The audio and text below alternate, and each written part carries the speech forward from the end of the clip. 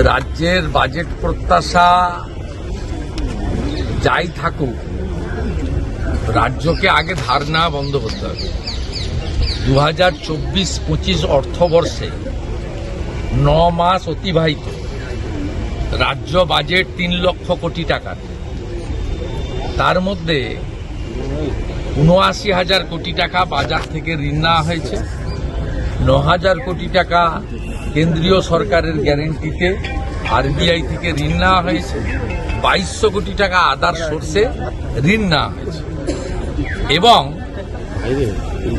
ভারতবর্ষের মধ্যে দুটো রাজ্য অডিট রিপোর্ট জমা না দেওয়া সত্ত্বেও জিএসটির তাদের যে প্রাপ্য অংশ শুধুমাত্র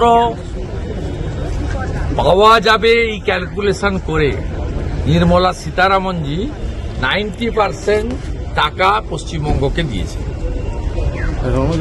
জিএসটির যা যা লাগে।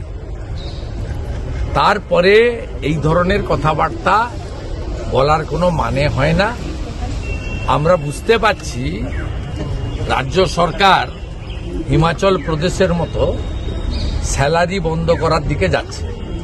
ওই জন্য মুখ্যমন্ত্রী গঙ্গাসাগরে দাঁড়িয়ে চিৎকার করে বলছেন, কুম্ভ যদি টাকা পায় আমি কেন টাকা পাবো না। কামারকুন্ডু, হ্যাঁ, এবার ব্যারাকপুর স্টাইল বিরিয়ানি পাওয়া যাচ্ছে হুগলি জেলার সিঙ্গুর ব্লকের কামারকুন্ডুতে। এটাই সেই কামারকুন্ডু স্টেশন যেটার সাথে কানেকশন রয়েছে হাওড়া তারকেশ্বর মেন লাইন ও হাওড়া বর্ধমান কড লাইন এবং শিয়ালদা ডানকুনি রেল লাইনের। আর এই কড লাইনের কামারকুন্ডু স্টেশন থেকে বেরিয়ে অটো স্ট্যান্ড হয়ে ব্রিজের নিচ দিয়ে সিঙ্গুরের দিকে হাঁটলেই তোমরা দেখতে পেয়ে যাবে একদম প্রপার ব্যারাকপুর স্টাইলের বিরিয়ানি।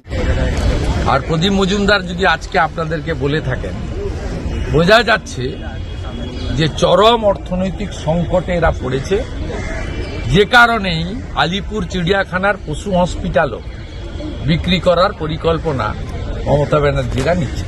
আজকে আপনি যখন তার প্রতিবাদে হাঁটছিলেন আদালতের অনুমতি ক্রমে এবং রাজ্য কলকাতা পুলিশের নিরাপত্তা দেওয়ার কথা ছিল শর্ত অনুযায়ী, সেই জায়গায় দাঁড়িয়ে এই যে তৃণমূলের তরফ থেকে দরজা থেকে ফ্ল্যাগ দেখানো হলো আপনাকে, এটা কি কলকাতা পুলিশের পক্ষ থেকে? আমি দেখিনি। আমরা যে ফ্ল্যাগ দিয়ে মিছিল করছিলাম, অর্থাৎ তাজ বেঙ্গলের সামনে এবং পশু হসপিটালের সামনে গিয়ে, ওই ফ্ল্যাঙ্কে কোনো চোর তৃণমূলের লোক ছিল।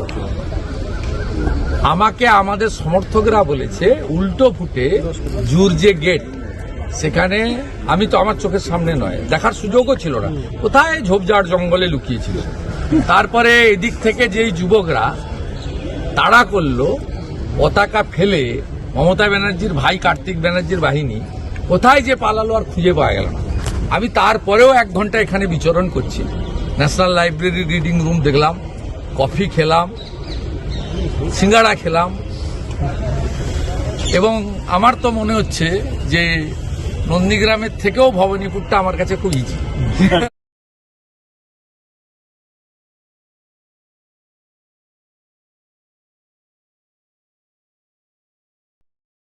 একদম সোজা 12 নম্বর রেলগেট, সিঙ্গুরের 12 নম্বর রেলগেট স্টেশন থেকে 2 মিনিটের হাঁটা পথ। আর মেন রোড দিয়ে গেলে তো 12 নম্বর রেলগেটের পাশেই, একদম এদিকেও দেখতে পাবে না ওদিকেও দেখতে পাবে না। 12 নম্বর রেলগেটের পাশে মেডিটেক্স, দুনিয়াটাই চমক। একই ছাদের তলায় সাইকেল, ই স্কুটার, পরিবেশ বান্ধব, পরিবেশ সাশ্রয়। পাচ্ছেন পেট্রোল ডিজেলের দাম কি চলছে, সুতরাং বাইকে করে ঘোরা একটা লাক্সারিতে পরিণত হয়েছে। আমরা আরএস মেডিটেক্সের তরফ থেকে যেটা চেষ্টা করেছি সেটা হচ্ছে উনি দরিদ্র সবাইকে ই সাইকেলের মজা নিতে পারেন। সাইকেল সবার পকেট ফ্রেন্ডলি, স্কুটি, বিভিন্ন রকমের স্কুটি আপনারা দেখতেই পাচ্ছেন। এই হচ্ছে মাল্টি ব্র্যান্ড, মাল্টি টাস্কিং। লোকজন একটা জিনিস নিয়ে সন্তুষ্ট থাকছে না, আপনি একটা জায়গায় যাবেন, একই জিনিস দেখবেন, আপনি বোর হয়ে যাবেন। যেই আসবেন ওনার চয়েস অনুযায়ী, ওনার রেঞ্জ অনুযায়ী সমস্ত প্রোডাক্ট আমাদের কাছে আছে ই রিলেটেড। একদম নতুন সিঙ্গুরের বুকে এই প্রথমবার ই সাইকেল, ই স্কুটি একই ছাদের তলায়, কোথাও যেতে হবে না, অন্য কোথাও যেতে হবে না। শুধু আমাদের কাছে আসুন আরএস মেডিটেক্স, যারা জেলিও এবং মোটোবোর্ড, যা সম্পূর্ণ দেহ প্রযুক্তিতে তৈরি। এই যে আমি বসে আছি আপনি দেখতে পাচ্ছেন, এটা লেটেস্ট মডেল, কোথাও পাবেন না।